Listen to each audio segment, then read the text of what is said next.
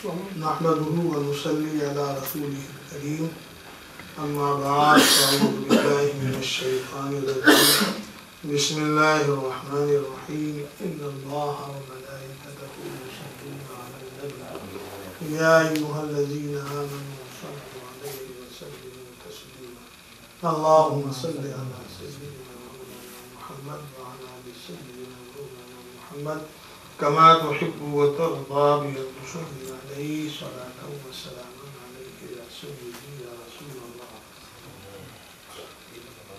بارگاہ رسالت میں بآواز بلند تحفہ درود پاک پیش کر لیں. صلی اللہ علی النبی صلی اللہ علیہ وسلم صلاۃ وسلام علیک یا رسول اللہ. ابھی جب میں مسجد کے اندر آیا ہمارے ایک بھائی نے مجھ سے گزارش کی کہ حضرت امام جعفر صادق رضی اللہ تعالیٰ عنہ کے تعلق سے آپ کچھ عرض کر دیں. تو میں جو سلسلہ ہمارا آپ کا چل رہا ہے اس کو شروع کرنے سے پہلے امام جعفر صادق رضی اللہ تعالیٰ عنہ کے تعلق سے چند باتیں عرض کر دیں. یہ امام جعفر صادق رضی اللہ تعالیٰ عنہ امام حسین رضی اللہ تعالیٰ عنہ کی اولاد میں سے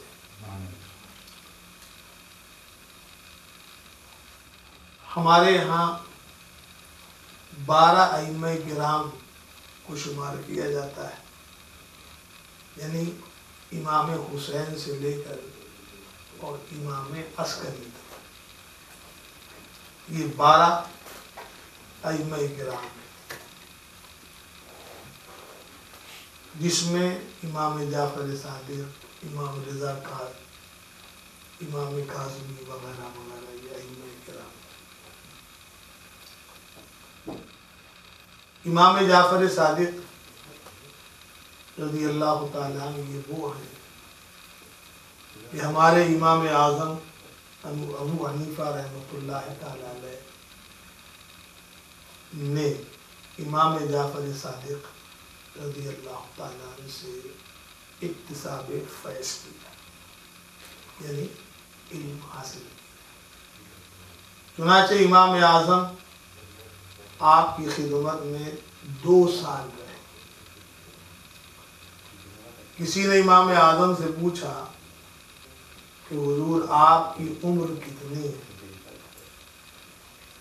امام اعظم رضی اللہ تعالیٰ نے فرمایا کہ میری عمر 2 سال ہے.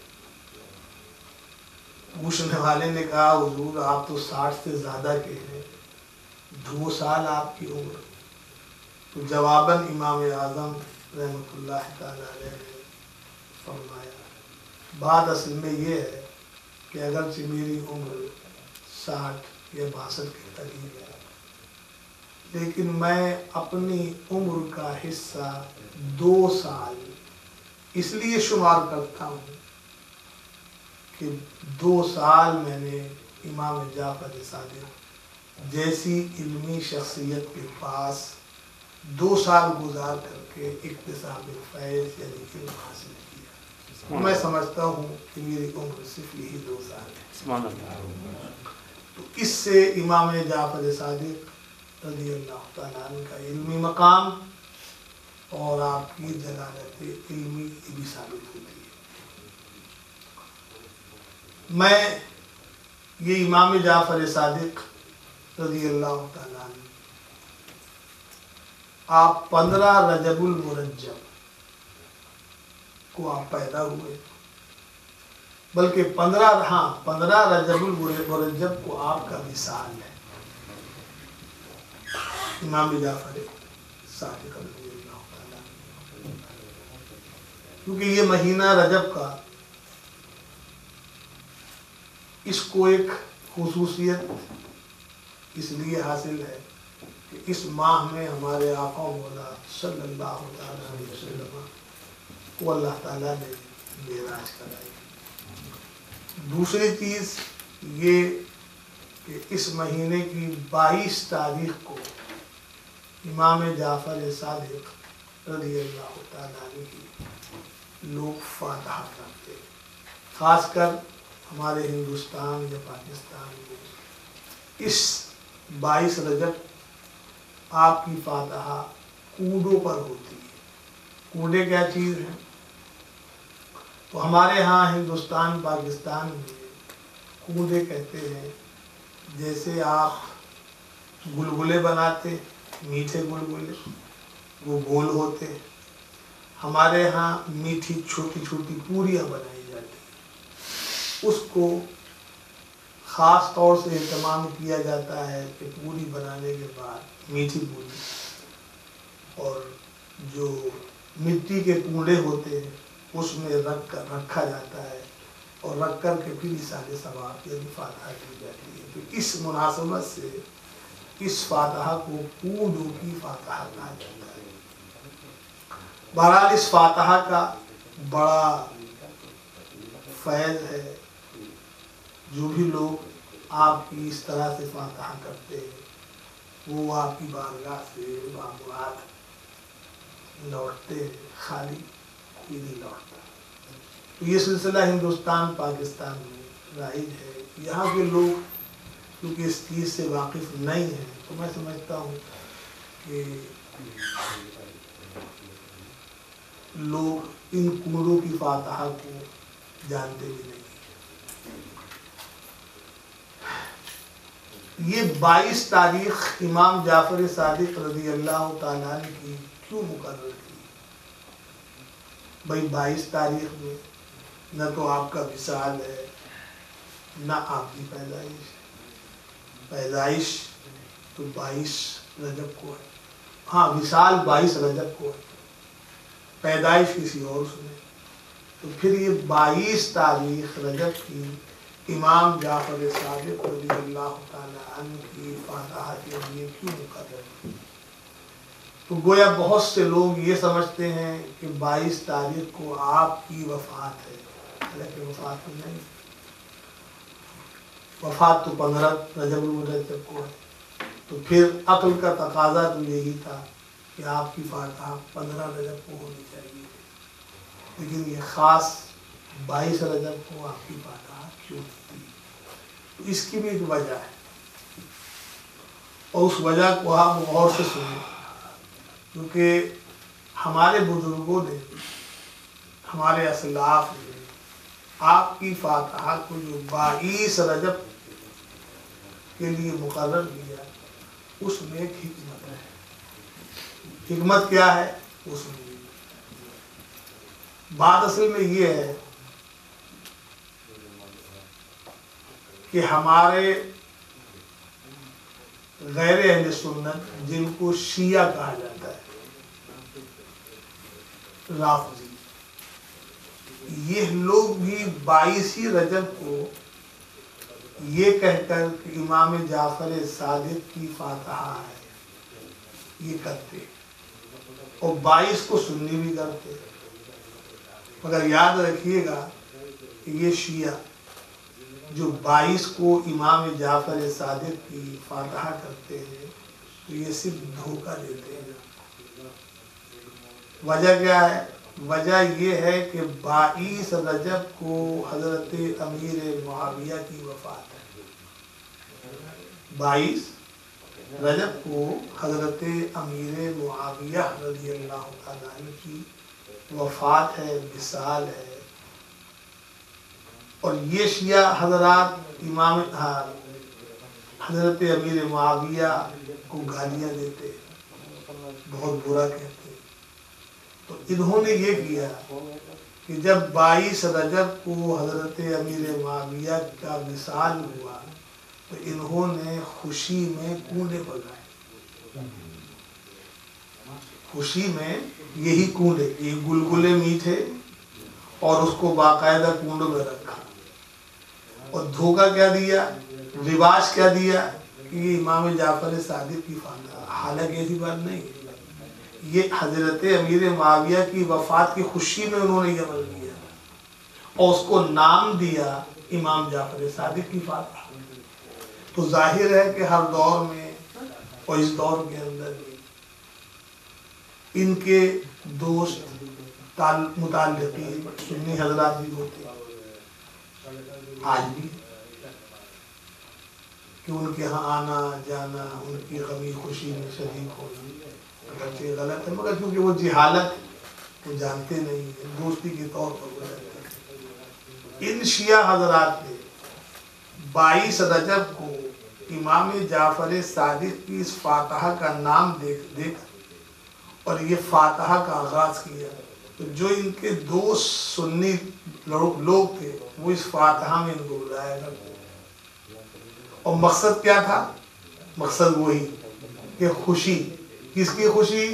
کہ آج حضرت امیر معاویہ کا انتقال ہو گیا تو بلبلے پکا کھائے، یہ مقصد تھا.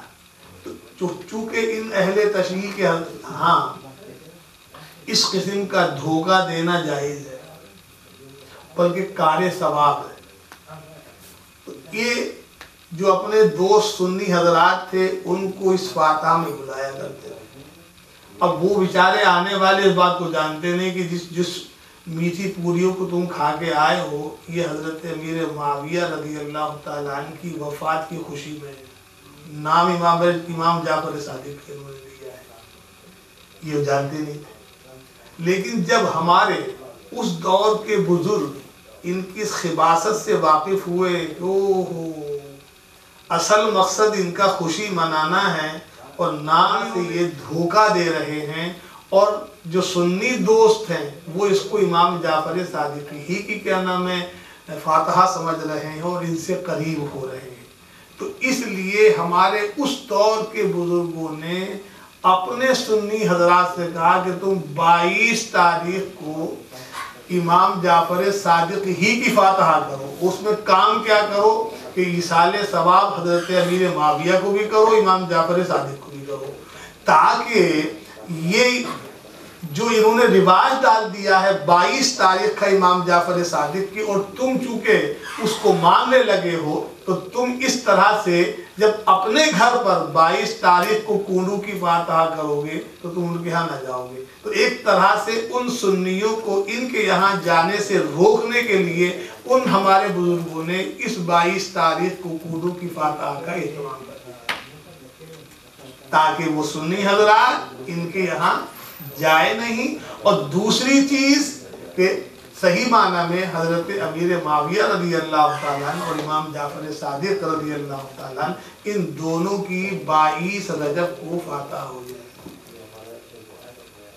تو اسی لیے کہا گیا کہ فعل الحکیم لا یخلو عن الحکمہ، حکیم کا فعل مصلحت سے خالی نہیں ہوتا ہے. تو ہمارے ان بزرگوں نے اس لیے اس کو رواج ڈالا. اب آپ دیکھیے گا، اب آپ میں سے اگر کوئی یہ کہے کہ صاحب کہاں ہے قرآن میں کہاں ہے حدیث کے اندر 22 تاریخ کو امام جعفر صادق کی فاتحہ کا دن مقرر کرنا کہاں ہے؟ ٹھیک، ظاہر ہے نہ قرآن کریم کے اندر یہ ملے گا اور نہ احادیث پاک کے اندر یہ ملے گا، بلکہ ان بزرگوں نے اس حکمت کے پیش نظر اس چیز کو رائج کیا.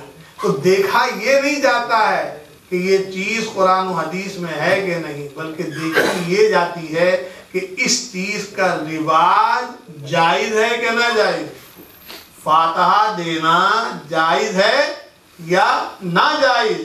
اگر ناجائز ہے تو دکھاؤ قرآن کریم کے اندر کہا ہے، اور جائز ہے یہ بھی آپ کو نہیں ملنے گا. کیوں؟ اس لیے کہ اسلام کا اصل مقصد جائز چیزوں کو بتانا نہیں، ناجائز چیزوں کو بتانا ہے. اسلام اس لیے نہیں آیا ہے کہ جتنی چیزیں جائز ہیں ان سب کو تمہیں بتائے کہ یہ جائز وہ جائز وہ جائز وہ جائز وہ جائز وہ، کیونکہ جائز چیزیں زیادہ ہیں، ناجائز چیزیں کم ہیں. اسی لیے اسلام نے جو لسٹ بنائی وہ ناجائز چیز کی بنائی، جائز کی تو بنائی نہیں. کیونکہ جب ناجائز کی لسٹ بن گئی تو جو ناجائز کی لسٹ میں جو چیزیں ہیں وہی ناجائز ہوئی، اس کے علاوہ سب جائز. تو ایک لسٹ بنا کر کے ناجائز کی جائز چیزوں کو بھی واضح کر دیا. ٹھیک. تو چونکہ اسلام کا اصل بنیادی مقصد جو ہے وہ جائز چیزوں کو بیان کرنا نہیں ہے، ناجائز کو بیان کرنا ہے. اور جب ناجائز کو بیان کرنا ہے تو فاتحہ کے لیے دن مقرر کرنا یہ ناجائز کی لسٹ میں ہے ہی نہیں. دکھا دیجئے آپ کہاں قرآن نے منع کیا کہ فاتحہ کے لیے دن مقرر کرنا یا فاتحہ کرنا یہ ناجائز ہے. اگر ہے تو دکھائیے، آپ دکھائیے. جائز کے لیے میں کہہ کو دکھاؤں، اس لیے کہ جائز کی تو لسٹ بنی نہیں، بنی ہے تو ناجائز کی. تو میں تو جواز کا قائل ہوں اور آپ اس کے عدم جواز کے قائل ہیں. تو اور ہمیشہ دلیل منکر پر ہوا کرتی ہے. جو انکار کرنے والا ہوتا ہے اسی سے دلیل طلب کی جاتی ہے. تو میں تو ایصال ثواب کا قائل ہوں، آپ قائل نہیں. جب آپ قائل نہیں تو اب آپ دکھائیے کہ قرآن میں کہاں لکھا ہے ایصال ثواب نہیں کر سکتے، حدیث میں کہاں لکھا ہے کہ ایصال ثواب نہیں کر سکتے. تو یہ لوگ آپ کو بیوقوف بناتے ہیں کہ دلیل آپ سے مانگتے ہیں. میراث شریف، سلام، فاتحہ، دفن کے بعد کیا نام ہے دعائے مغفرت کرنا، یہ کہاں لکھا حدیث میں قرآن میں؟ سبھی بتاؤ تم اس کے مقر ہو یا انکاری؟ کہا ہم تو انکاری. انکاری ہے تو منکر پر دلیل ہوتی ہے. اب تم دکھاؤ کہ قرآن یا حدیث میں کہاں لکھا میلاد نہیں کر سکتے. تم دکھاؤ کہ قرآن و حدیث میں کہاں لکھا ہے کہ سلام نہیں پڑھ سکتے. تم دکھاؤ کہ قرآن و حدیث کے اندر کہاں لکھا ہے کہ ایصال ثواب نہیں کر سکتے. تم دکھاؤ کہ قرآن و حدیث کے اندر کہاں لکھا ہے کہ دفن کرنے کے بعد دعائے مغفرت نہیں کر سکتے. تم دکھاؤ گے نا، میں کہاں کو دکھاؤں؟ میں تو جائز، میں تو قائل ہوں جواز کا.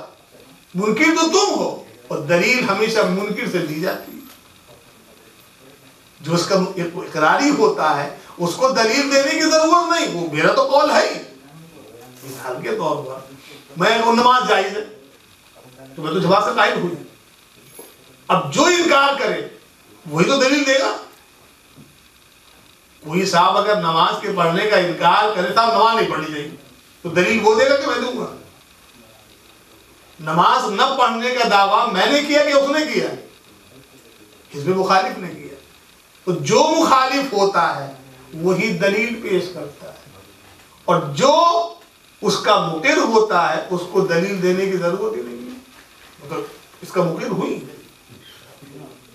اصول یہی ہے کہ جو منکر ہوا کرتا ہے وہی دلیل دیا کرتا ہے، اور جو منکر نہیں ہوتا ہے دلیل کا مطالبہ اس سے نہیں کیا جاتا.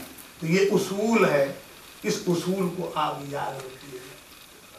تو یا جہاں تک اس کا تعلق ہے، جیسے بہت سے لوگ کہتے ہیں کہ صاحب دن متعین کرنا، کیونکہ بات بھی پوری نہیں ہو پائے گی، دن متعین کرنا یہ ناجائز. یاد رکھیے گا ایسی بات نہیں. دن مقرر کرنا بالکل جائز. آپ اگر کہتے ہو کہ دن مقرر کرنا ناجائز تو دلیل آپ دیجیے.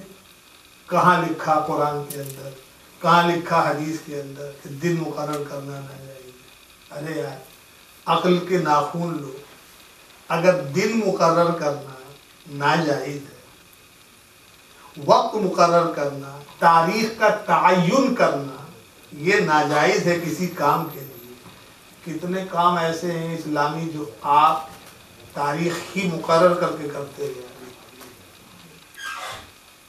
یہ حج کا مہینہ آ رہا ہے نا، ہر مسلمان جانتا ہے کہ ذی الحجہ کی 9 تاریخ کو حج ہے.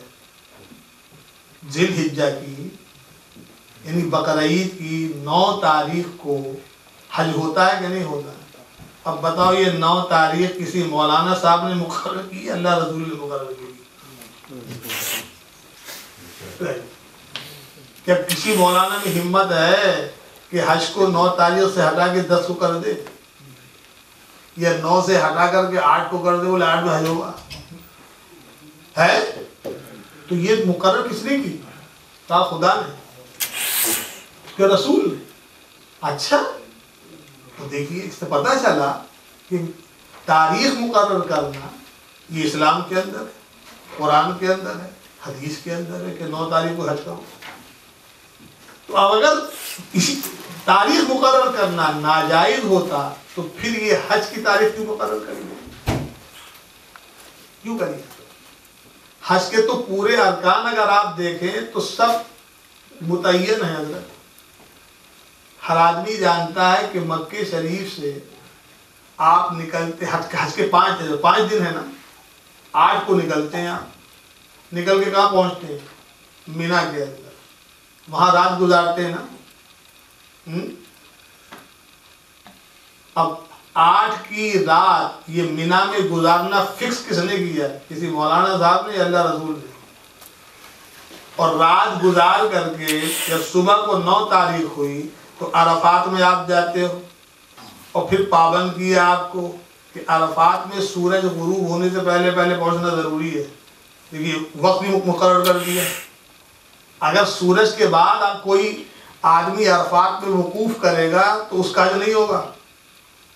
تو دیکھیے عرفات میں وقوف کرنے کے لیے تاریخ بھی مقرر 9 اور وقت بھی مقرر، قبل غروب آفتاب پہنچنا ضروری.